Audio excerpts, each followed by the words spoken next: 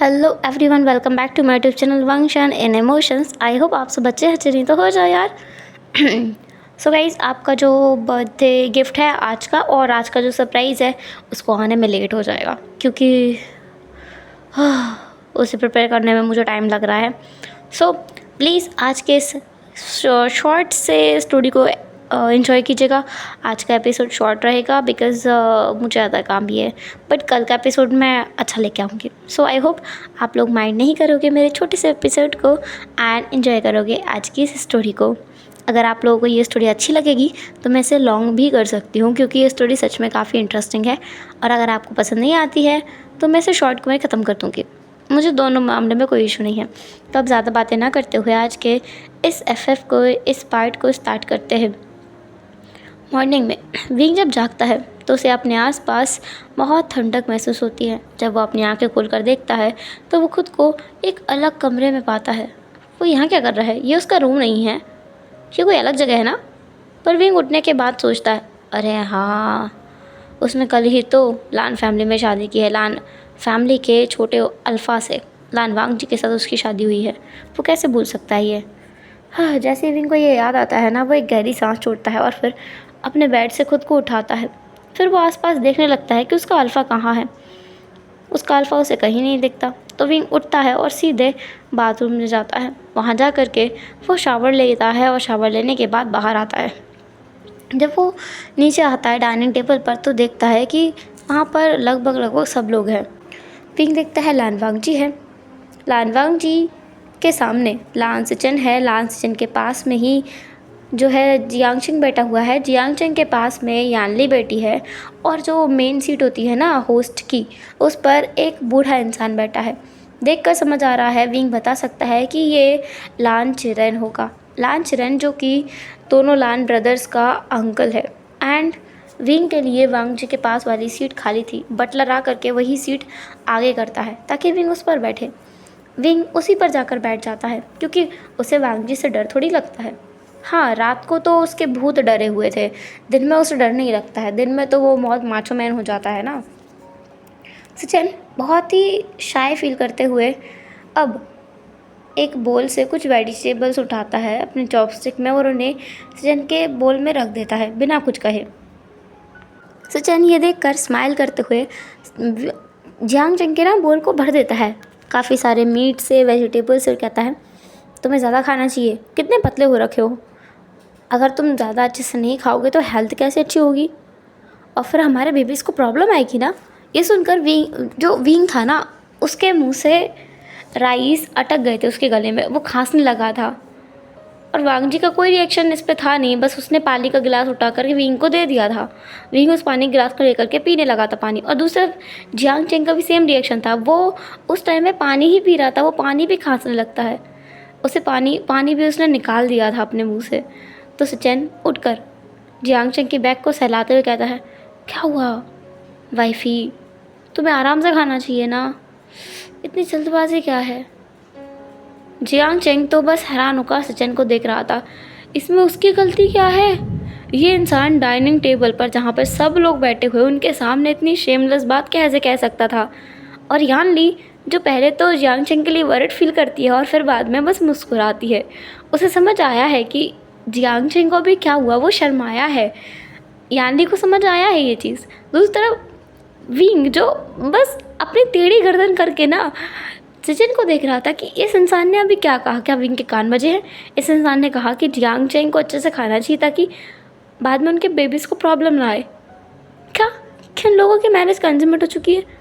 हो गई होगी, हाँ हो गई होगी। विंग फिर बस अपने सर को नाम में हिलाता है कि उसे सब में क्या करना है। वो बस अपना खाना फिर से एंजॉय करने लगता है। दूसरा झटका उसे लगता है क्योंकि लान चेरन कहता है बच्चे की चिंता तो तुम्हें भी करनी चाहिए वांग जी।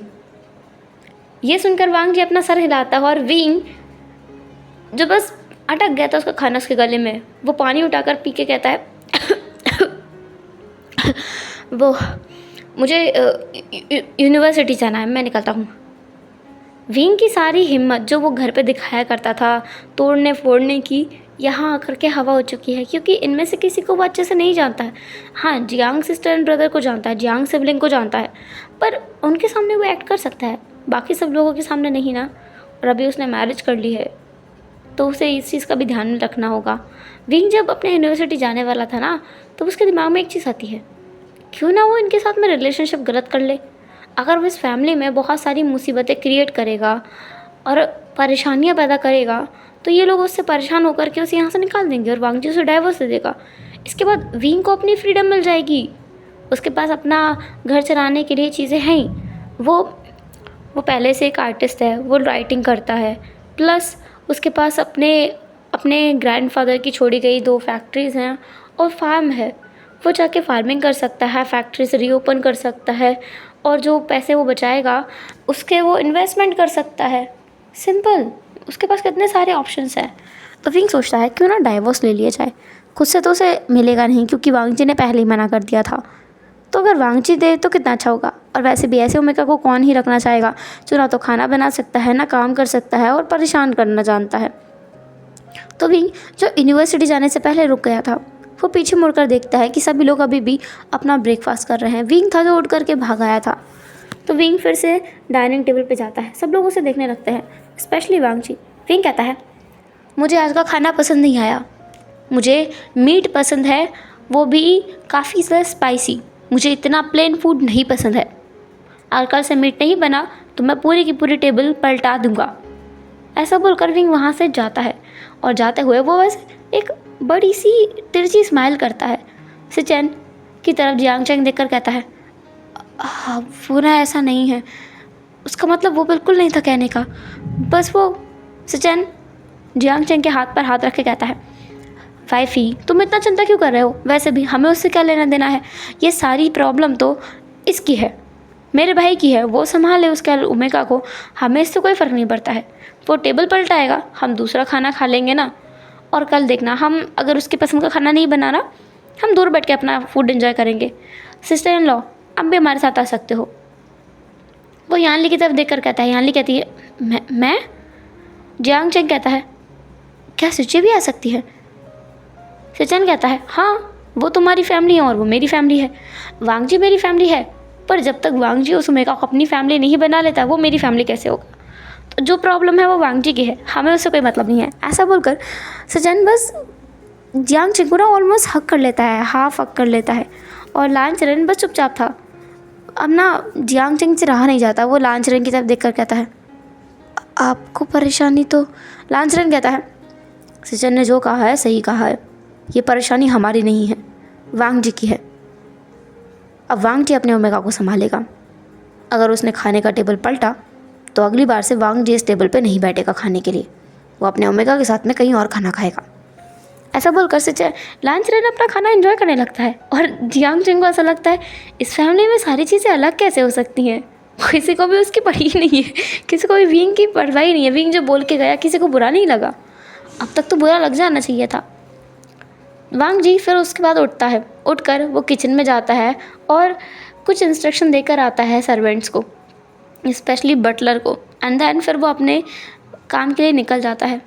दूसरा विंग जो यूनिवर्सिटी में अब न्यू हुसैन से मिलता है, न्यू हुसैन को गले लगाकर विंग बहुत रोते रोते बोलता है, हुसैन मेरी शादी हो गई है, fucking dude I really want to die, मेरे साथ कैसा हो गया है, ये बेकार काम हो गया है, बहुत बुरा हुआ है।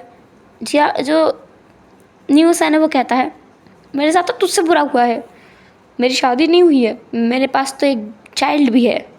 विंग कहता है, अरे हाँ, तूने तो अपना बताया ही नहीं, तेरे साथ क्या प्रॉब्लम हुई थी?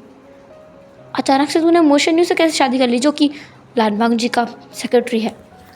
तो लान वांगजी से रिलेटेड किसी इंसान से कैसे शादी कर सकता है?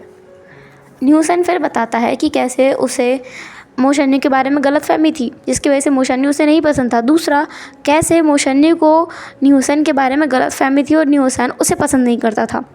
फिर विंग पूछता है, वो सब तो ठीक है, पर तुम दोनों की मैरिज कैसे हुई?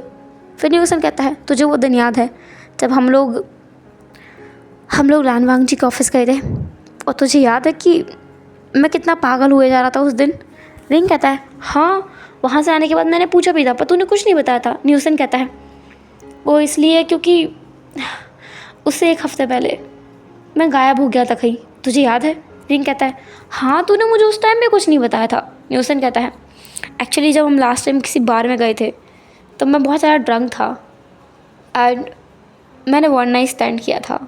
रिंग कहता है क्या वो यही तेरा अल्फ़ा है, मतलब वही है motion you?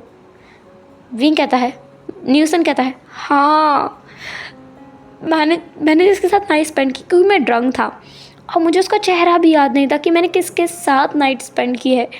And night spend करने के बाद जब मैं मॉर्निंग में उठा था ना, तो मुझे दिखा था कि वो अल्फ़ा पीट करके सोया हुआ है मेरी तरफ, तो मैंने उसकी तरफ ध्यान नहीं दिया, क्योंकि वन नाइट स्टैंड के लिए कौन किसी अल्फ़ा का फेस देखना चाहेगा। और मैं वहाँ से निकल आया था। उसके बाद मुझे पता चला कि मैं प्रेग्नेंट हूँ। मुझे मेरे भाई को बताने में बहुत टाइम लगा, मनाने में बहुत टाइम लगा। मेरे भाई ने कहा कि वो मेरी शादी अरेंज करेगा बहुत जल्दी। मैं मान गया, क्योंकि मैं इस बच्चे को यार बिना पिता के बड़ा नहीं कर सकता। अगर बिना अल्फ़ा के बड़ा करूँगा तो लोग कैसे मुझे देखेंगे और कैसे इस बच्चे को रहने देंगे साफ़ सुथरा। वो उसके ऊपर कितने सारे इल्ज़ाम लगाने लगेंगे, बस इसलिए। विंग कहता है वाह, फिर क्या हुआ? न्यूसन कहता है होना क्या था, मुझे उस दिन तेरे साथ ऑफिस जाके पता चला उसकी स्मेल से कि हम दोनों नॉटेड हैं, फेटेड मेट्स हैं। हम दोनों एक दूसरे के सोलमेट्स भी हैं और एक दूसरे को नोट भी कर चुके हैं। उसने मुझे मार्क किया, मैंने उसे मार्क कर दिया था। जब मैं उसे मार्क कर चुका हूँ तो वो मुझे मार्क कर चुका है, मैं किसी और अल्फा से कैसे शादी कर सकता हूँ? विंग कहता है वाह क्या स्टोरी है, अगर तू उस दिन मेरे साथ ऑफिस नहीं जाता तो तुझे पता ही नहीं चलता कि वो इंसान जिसका तुम नाइट स्पेंड की वो लान वांगची का सेक्रेटरी है। न्यूसन कहता है हाँ वही तो ये बच्चा उसका है। और इसलिए जब मैंने अपने दगा को जाके ये सब बताया ना, मेरे दगा ने कहा कि मुझे उसी से शादी करनी चाहिए, एक बार बात करनी चाहिए इस बारे में। तो मैंने जाके बात की। मोशन ने कहा कि वो मेरे साथ शादी करने के लिए तैयार है, बच्चे को एक नाम देने के लिए, बस इसलिए। दगा ने कहा था अगर मैं रेडी नहीं हूँ तो नहीं करूँ, पर यार रिंग तुझे भी पता है किसी और से अगर मैं शादी करता भी तो मैं पहली बात तो नोटेड हूँ किसी और अल्फाज से, दूसरा किसी और से मार्क हो चुका हूँ, और फिर किसी और के बच्चे को कोई अपने बच्चे की तरह नहीं रखता। मोशन हालांकि बुरा इंसान मुझे लगा था पहले, पर वो अपने बच्चे को तो सही से रखता ना। और अब तो मुझे पता है कि वो वैसा बिल्कुल भी नहीं है जैसा मैं सोचता था।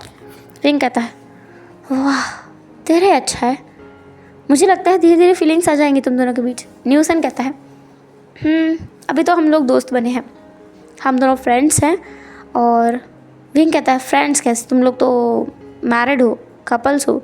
न्यूसन कहता है वो एक नाम का रिश्ता है विंग, सबके लिए, सबके सामने हम कपल्स हैं, पर रियलिटी में हम दोनों बस दोस्त हैं।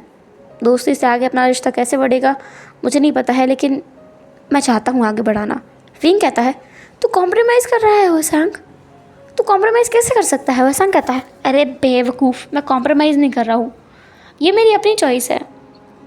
वैसे भी किसी और अल्फ़ा के साथ तो मुझे रहना ही था, किसी और अल्फ़ा के साथ रह करके मैं अपने रिस्क को कैलकुलेट करूँ कि ये इतना बुरा होगा, ये इतना अच्छा होगा, इससे अच्छा जो मुझे मिला है मैं उसको ट्राई करके देखूँ, हो सकता है ये भी अच्छा हो। और अगर इसमें कैलकुलेशन गलत निकलती है तो डाइवोर्स नाम की भी कोई चीज़ होती है। मैं बस कल्टिवेट करना चाहता हूँ अपने रिलेशनशिप को। एंड अगर बीच में प्यार हो जाता है हम दोनों को एक दूसरे से तो बुरा ही क्या है, क्योंकि हम दोनों ने डिसाइड किया है कि हम लाइफ टाइम एक ही पार्टनर के साथ रहेंगे। फिंग कहता है हाँ मतलब प्यार होना हो तुम दोनों एक दूसरे के साथ रहोगे। वैसा कहता है बिल्कुल। रिंग कहता है जो भी है मैं तो ऐसा बिल्कुल नहीं कर सकता, मुझे ना डाइवोर्स चाहिए। आज पता है मैं क्या करके आया हूँ। फिर विंग अपनी सारी कहानी सुनाने लगता है।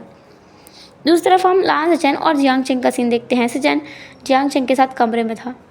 जैसे ही वो जियांग चेंग को देखता है ना कि सेचेन की वो वापस आ गया है कमरे में, सेचेन जियांग चेंग को हाथ पकड़ के अपनी तरफ खींच कर कहता है पापे तुम बाहर कितने टेम्पटिंग लग रहे थे, कोई खाना खाते हुए इतना ज़्यादा क्यूट कैसे लग सकता है?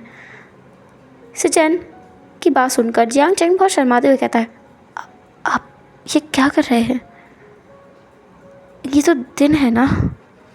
सेचेन कहता है दिन हो या रात क्या फ़र्क पड़ता है, वैसे भी मैंने तुमसे शादी की है, मैं जो चाहे वो कर सकता हूँ। और वैसे भी तुम मुझे कुछ कह के नहीं बुला रहे हो, मैंने कहा था ना जब हम दोनों अकेले हो तो मुझे कह के बुलाना। जियांग चेंग हकलाते हुए कहता है, क का। ये सुनकर अब सचिन अपने आप को कंट्रोल नहीं कर पाता है। वो जियांग चेंग के नेक पर बाइट कर देता है, जिस वजह से ना जियांग चेंग थोड़ा सा मौन करता है। एंड इस आवाज़ को सुनकर सचिन फिर से उसके नेक को सक करने लगता है। उस पर हिक्की मार्क बना दिया था सचिन ने, और वो कहता है, ब्यूटीफुल आर्ट। तुम्हें पता है ये आर्ट कितना ज़्यादा प्रिटी है। इस आर्ट को बनाने के लिए मैं अपनी लाइफ के बहुत सारे साल बर्बाद कर सकता हूँ। जियांग चेंग फिर सचिन की तरफ देखकर कहता है, आपको शर्म नहीं आती? सचिन हंसते हुए कहता है, मैं क्यों शर्माऊंगा भला, हाँ? और वैसे भी मैंने अपनी ज़िंदगी में किसी ओमेगा को इस तरीके से टच नहीं किया है। मैं सिर्फ तुम्हें कर रहा हूँ, और अपने वाइफ को इस तरीके से छूना गलत थोड़ी है। वैसे मुझे आज तुम्हें कुछ सिखाना है। जियांग चेंग कहता है, क्या सिखाना है? सचिन कहता है, अरे वही जो रात को मैंने अधूरा छोड़ दिया था। तुम्हें बताया नहीं ना कि हम लोग इंटीमेट कैसे होंगे, वही सिखाना है। सचिन फिर अपना लैपटॉप उठा के लेकर आता है, और फिर वो जियांग चेंग को अपने पास खींच कर कहता है, बाबे डरना बिल्कुल मत। जब हम ये सब करेंगे तो मैं बहुत जेंटल रहूँगा, तुम्हें बिल्कुल दर्द नहीं होगा, बल्कि मज़ा आएगा। जियांग चेंग कहता है, क्या करना है हमें? सचिन कहता है, वही तो तुम्हें दिखाने वाला हूँ। फिर वो एक बहुत ही रेयर साइड से एक वीडियो निकालता है, और फिर वो सचिन को जियांग चेंग को ना दिखाने लगता है। जियांग चेंग कहता है, ये क्या दिखा रहे हैं आप मुझे नहीं देखना है। जियांग चेंग ने अपनी आंखें बंद कर ली थी। उसे बहुत डर लग रहा था, और ये उसे बहुत गंदा लग रहा था ये सब देखने में। सचिन कहता है, बाबे तुम अपने हस्बैंड के साथ ये सब देख रहे हो, हमें ये सब करना भी है। जियांग चेंग कहता है, क्या सच में?